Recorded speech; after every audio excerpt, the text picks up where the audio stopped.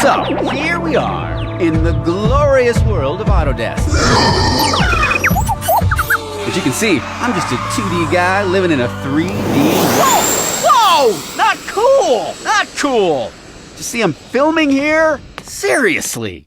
Where was I? As you can see, you can do just about anything with Autodesk applications. Why, just over there, the Revit boys are working on a lean building. And right here, inventors are designing a carbon exhaust for natural gas vehicles. AutoCAD troops are working on the electrical grid. Going hot!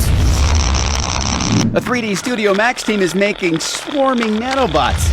And the Maya guys, well, we don't know what that is yet. Artist. The point is, it can be a little intimidating getting the confidence and validation you need to prove to colleges and employers that you've got what it takes to cut the mustard. Oh no! Well, that, in a nutshell, is why Autodesk and Certiport created the Autodesk Certified User, the ACU, and the Autodesk Certified Professional, ACP, certifications. The ACU is the ultimate prize to go for when you finish your Autodesk training course and have about 50 hours of experience under your belt.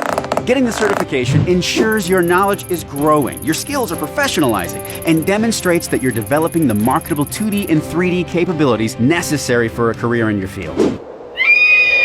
And if you like the sound of that, you're gonna love the ACP.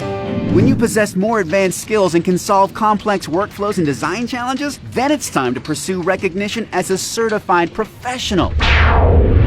That's right! Certification at this level proves you're ready for a career advancement! After you finish more Autodesk training courses and have about 400 hours of hands-on experience, then go for it!